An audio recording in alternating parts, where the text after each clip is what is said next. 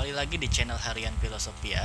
Kali ini saya akan mengulas mengenai gaya berpikir Nietzsche. Sebelumnya saya mengucapkan marhaban ya Ramadan bagi seluruh teman-teman yang melaksanakan ibadah puasa di bulan suci Ramadan 1441 Hijriah ya. Semoga amal ibadah di bulan suci ini menjadi berkah.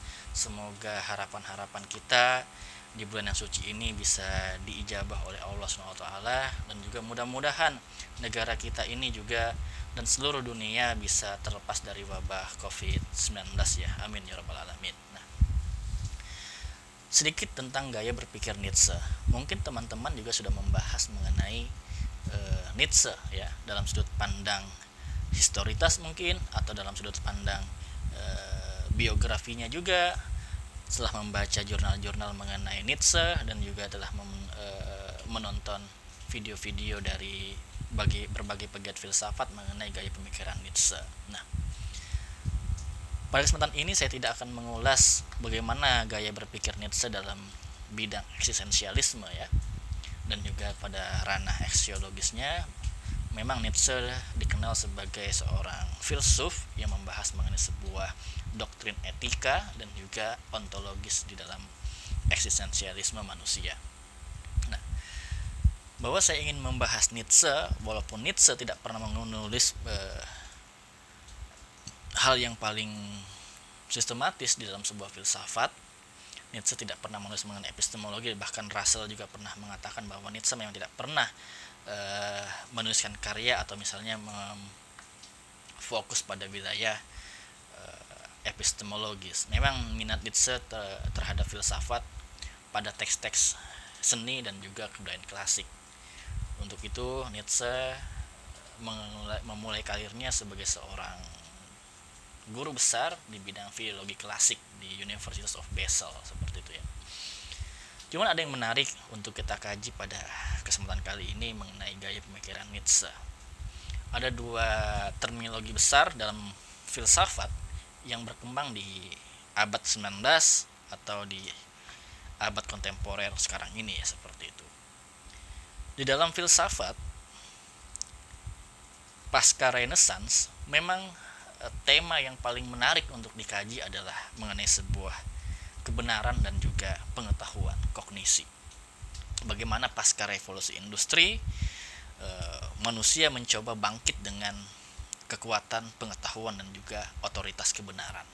Nah, Nietzsche ini adalah seorang pemuda yang gelisah dengan berkembangnya doktrin teologi yang berkembang pada abad 19.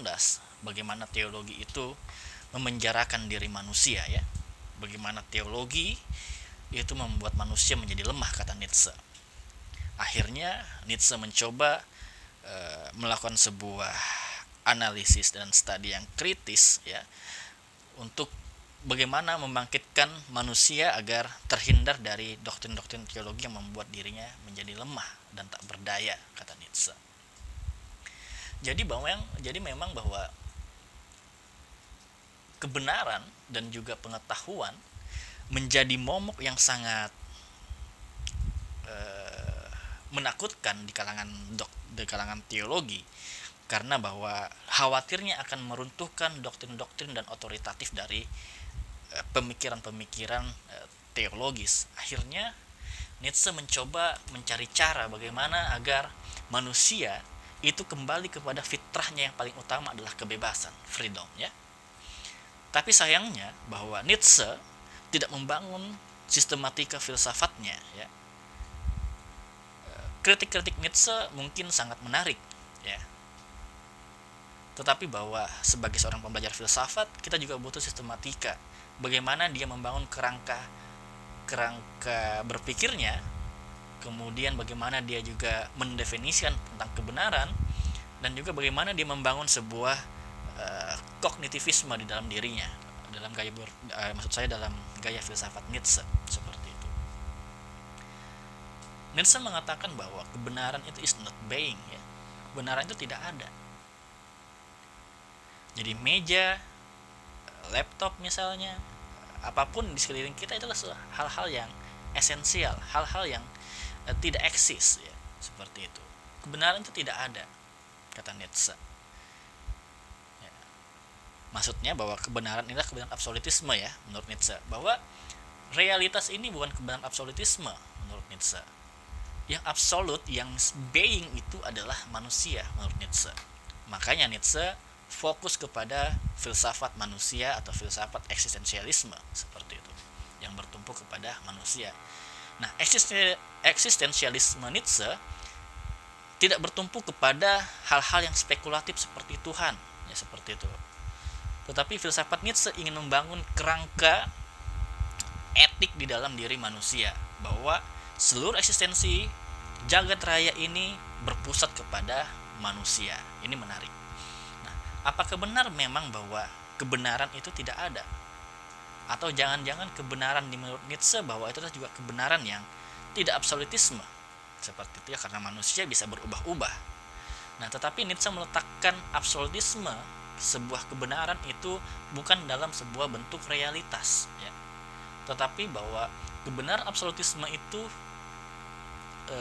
bertumpu kepada eksistensi manusia sebagai sebuah hal yang absolutisme seperti itu ya. Nah, yang kedua adalah pengetahuan.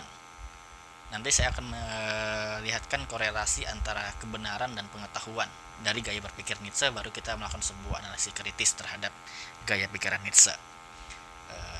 Pada sesi ini saya ingin mendeskripsikan dulu bagaimana Nietzsche membangun gaya berpikir dia ya, seperti itu. Nah, yang kedua adalah mengenai sebuah pengetahuan. Menurut Nietzsche, pengetahuan itu bukan sesuatu hal yang substansi dalam diri manusia. Ya. Dan pengetahuan itu adalah sesuatu yang abstrak, ya. Seperti kebenaran. Hari ini bisa benar, besok bisa salah. Bahkan Nietzsche mengatakan bahwa kebenaran adalah kesalahan yang tertunda. Menarik dalam argumentasinya. Tetapi benarkah bahwa kebenaran adalah kesalahan yang tertunda? Kita akan ulas nanti dalam studi krisis kita. Nah, pengetahuan adalah instrumental. Instrumen apa? Instrumen untuk mendapatkan kekuasaan atau mendapatkan otoritatif ya. Jadi bahwa manusia yang memiliki teologi ini agar tidak menjadi lemah, dia harus memiliki sebuah pengetahuan dengan kebebasan dirinya.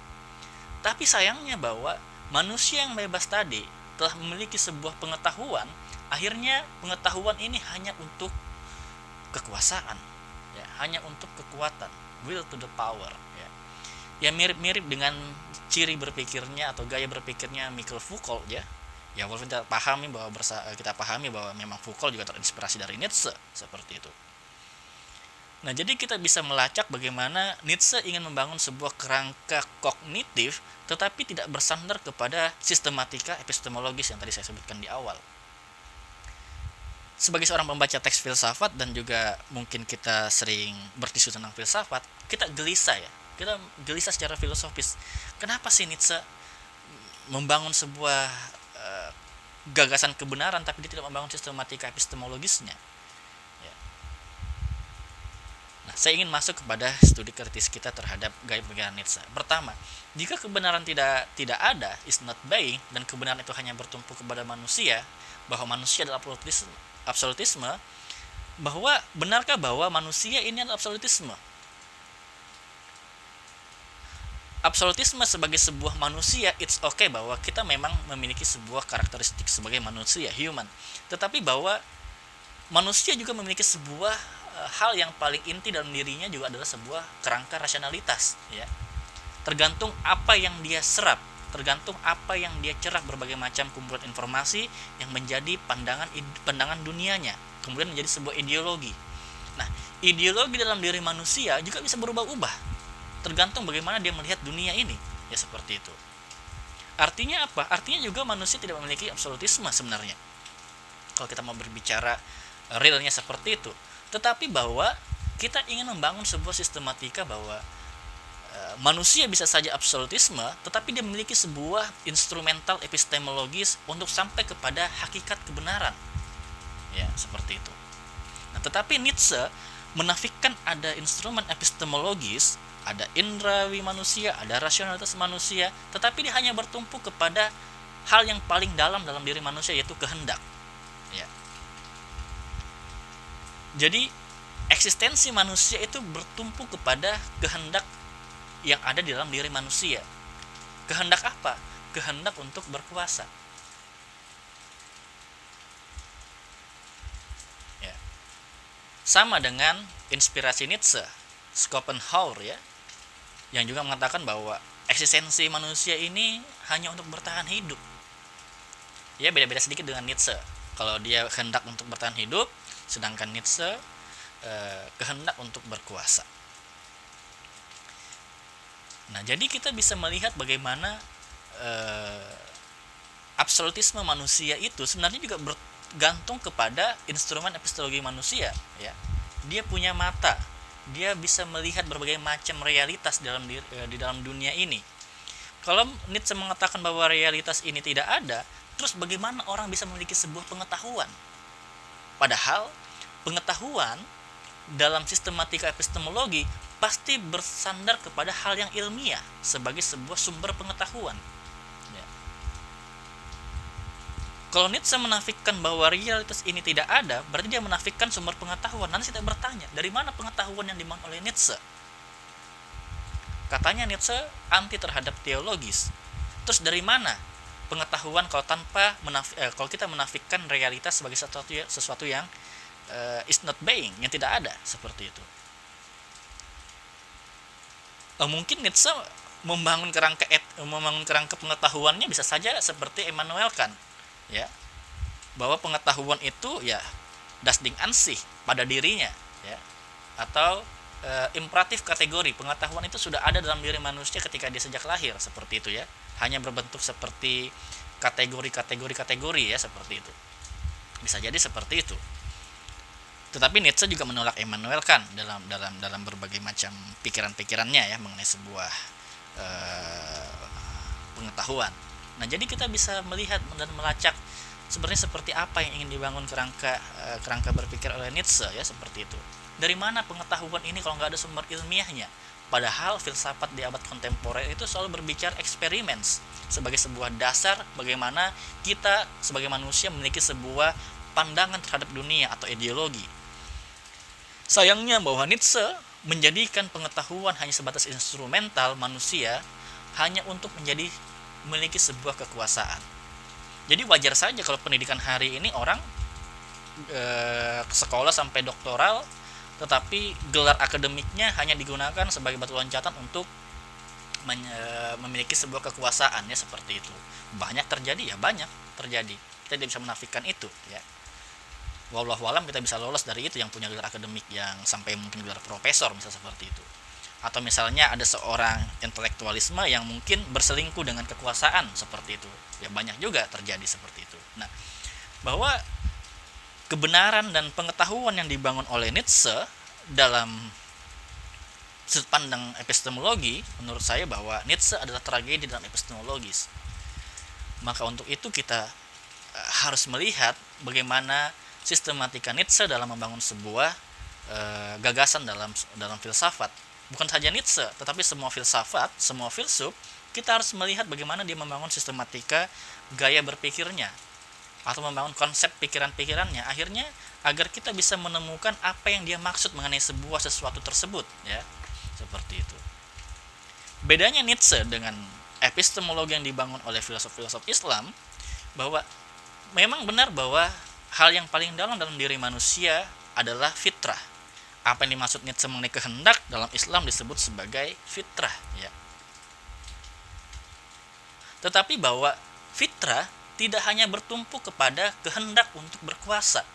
Bahkan di dalam filsafat Islam, fitrah ini banyak macamnya. Ya, ada 5 metafora ya, seperti itu. Tetapi Nietzsche sudah mengunci, mengkapling bahwa eksistensi manusia hanya bertumpu kepada kehendak untuk berkuasa, will to the power. Dia menafikan seluruh potensi fitrah-fitrah yang lainnya, seperti itu. Selain fitrah, dalam filsafat Islam juga untuk mencapai sebuah pengetahuan, ya, itu bukan dengan dasar kekuatan atau kekuasaan, tidak. Pengetahuan didapatkan melalui sumber yang jelas, ya, sumber primer dan sumber sekunder yang jelas. Bahwa sumber primer dan sumber sekunder ini adalah sebuah realitas yang sangat mempengaruhi cara berpikir oleh seseorang.